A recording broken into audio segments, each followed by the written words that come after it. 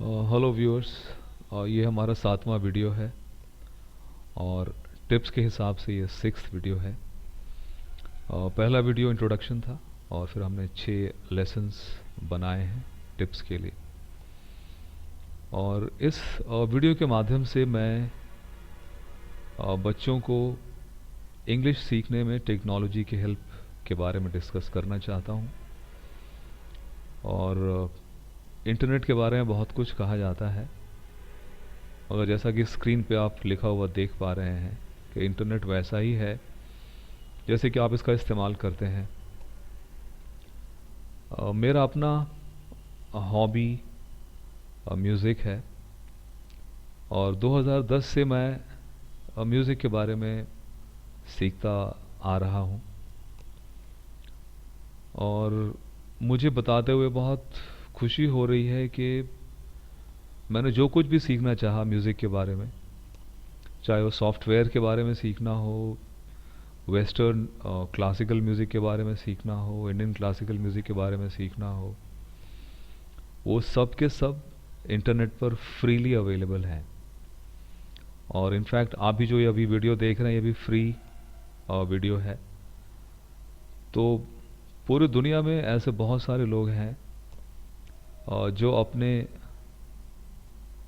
बड़े होने के दौरान, अपने स्वयं के सीखने के दौरान हुई तकलीफ़ों को याद रखते हैं और वो चाहते हैं कि जो आने वाली पीढ़ी है, जो उनके बच्चे हैं, उन्हें वो समस्याएं दोबारा ना मिलें। वही टेक्नोलॉजी है। टेक्नोलॉजी वो जो लाइफ आसान बनाए। तो आगे बढ़ते हैं। मुझे पहले स्लाइड शो शुरू करना होगा।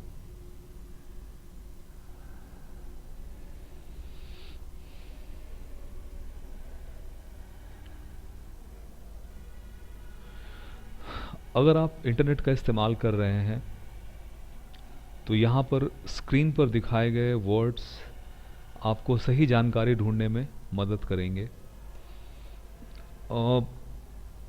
हिंदी में बहुत सारी जानकारी उपलब्ध है या नहीं मुझे पता नहीं। मैंने ज़्यादातर चीज़ें इंग्लिश में ही ढूंढी और पाई हैं। तो जब मैं शुरू में सर्च करता था तो मुझे ज़्यादा समय लगता था।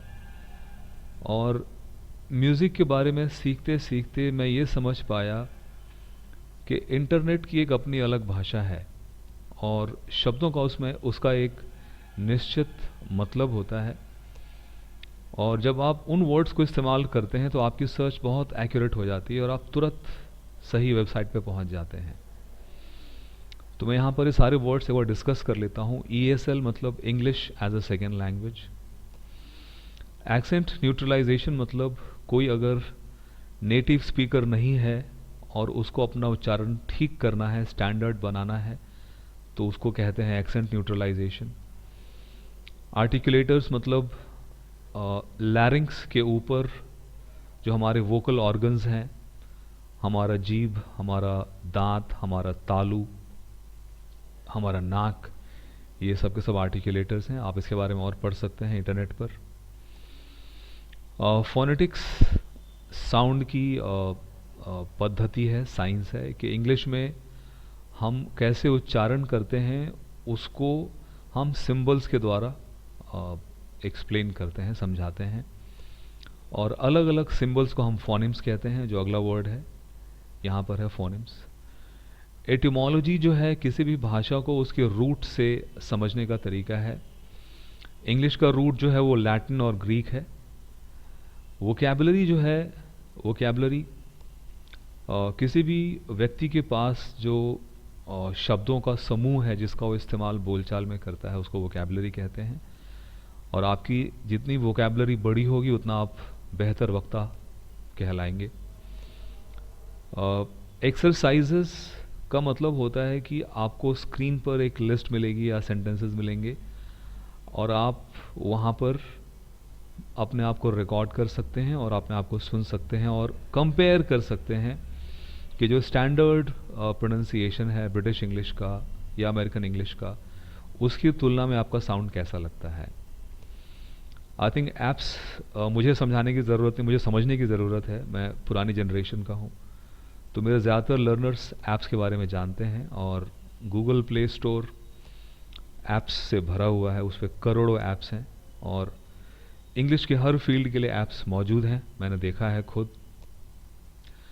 पीडीएफ एक फाइल का फॉर्मेट है जो इंटरनेट के लिए ही डिज़ाइन किया गया है। इसके द्वारा फाइल का साइज़ थोड़ा छोटा हो जाता है और डाउनलोड करना अपलोड करना आसानी से हो जाता है, क्योंकि फाइलें छोटी होती हैं तो जल्दी अपलोड भी हो जाती हैं और जल्दी डाउनलोड भी हो जाती हैं। हालांकि आजकल तो फास्ट इंटरनेट का ज़माना है, मगर फिर भी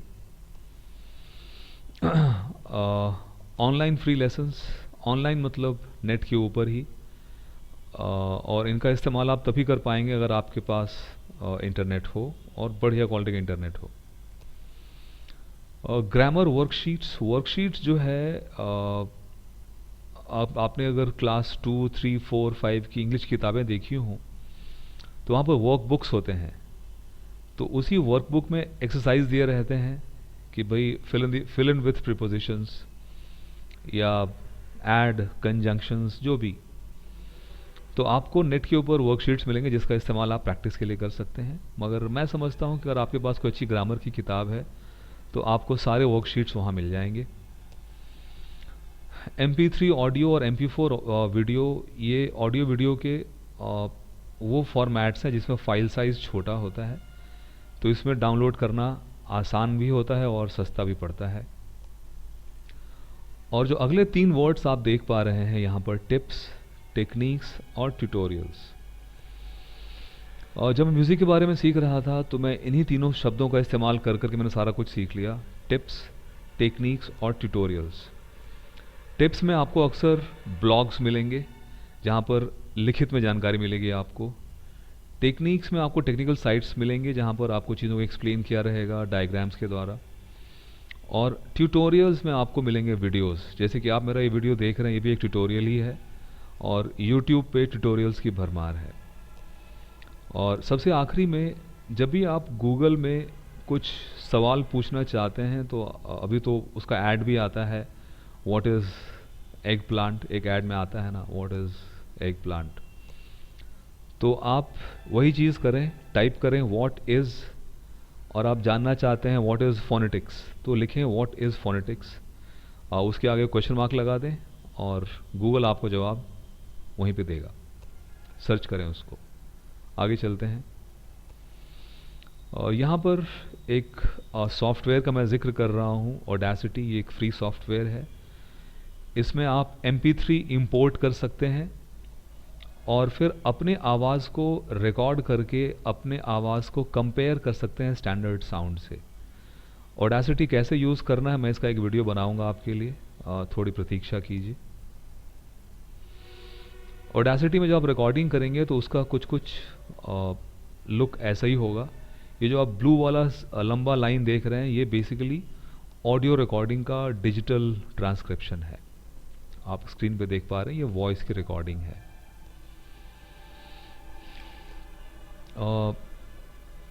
हम सबको डिक्शनरी के बारे में तो पता ही होगा। अभी अगर आपके पास स्मार्टफोन है, आई एम सॉरी, तो एक बड़ी अच्छी ऑफलाइन डिक्शनरी है वर्ड वेब।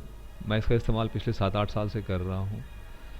और जब भी आप नेट पे कुछ पढ़ रहे हैं और आपको कोई वर्ड समझ में नहीं आया तो आप उस वर्ड के आगे अपने कर्सर को ले जाएं और अपने कीबोर्ड पे कंट्रोल दबाएं और माउस का राइट क्लिक बटन दबाएं। मैं फिर से बोलता हूँ, जिस वर्ड के बारे में जानना चाहते हैं वहाँ पे कर्सर ले जाएं, कंट्रोल का बटन दबाएं कीबोर्ड के ऊपर और फिर दबाएं राइट क्लिक। वर्ड वेब अपने आप खुल जाता है उस वर्ड के मतलब के साथ। तो ये इतना आसान है। और उसके ऊपर एक स्पीकर का सिंबल, हालांकि मुझे इस फोटो में कहीं नज़र नहीं आ रहा, वो सिंबल भी होता है। उस पर क्लिक करने से आप ऑडियो भी सुन सकते हैं कि कैसे उच्चारण होता है। ये एक फ्री ऐप है। बाकी ये जो है मेरे ख्याल से सबसे शानदार ऑप्शन है प्रोनाउंसिएशन के लिए, वर्ड मीनिंग जानने के लिए, वोकैबुलरी जानने के लिए, इंग्लिश के रूल समझने के लिए। और इसके साथ एक CD आती है, मैं आपको उसका अभी एक स्क्रीनशॉट दिखाता हूँ।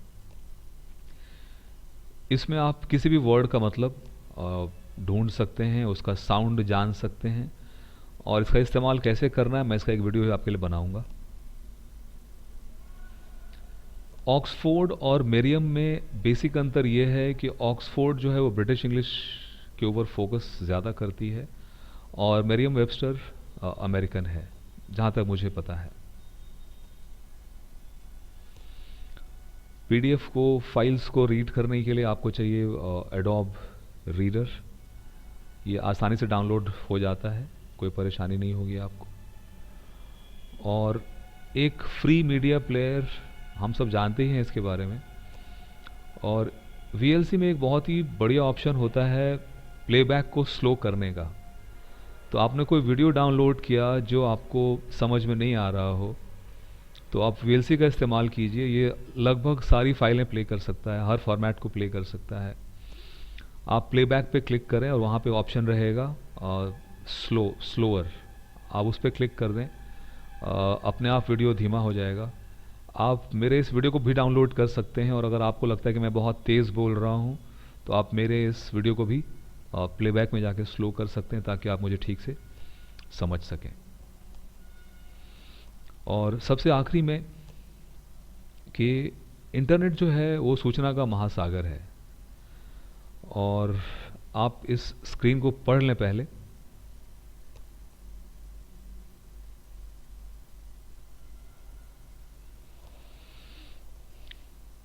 जब भी आप किसी साइट पे जाते हैं तो उसका नाम ऊपर यूआरएल वाले बॉक्स में लिखा होता है, तो वहाँ पर अगर एक्सटेंशन में .org, .edu और .gov दिखे तो आप मान सकते हैं कि ये साइट सच्ची, सही, सटीक जानकारी देगी आपको। और .com मतलब व्यावसायिक, तो हो सकता है कि ये अपने फ़ायदे के लिए आपको गलत जानकारी भी दे या जानकारी ना दे।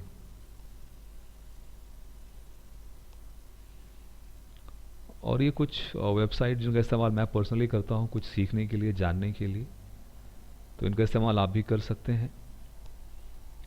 और इस वीडियो में फ़िलहाल इतना ही।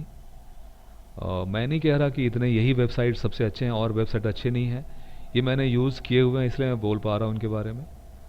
अगर और भी अच्छे वेबसाइट्स होंगे तो आप उसको खुद ढूंढ सकते हैं और इस्तेमाल कर सकते हैं। मेरा ये वीडियो देखने के लिए धन्यवाद। कृपया फीडबैक ज़रूर दीजिएगा, आपके सुझावों के द्वारा मैं अपने वीडियोस को बेहतर बना पाऊँगा। आपका दिन अच्छा बीते, मेरी शुभकामना, मेरी मंगल कामना।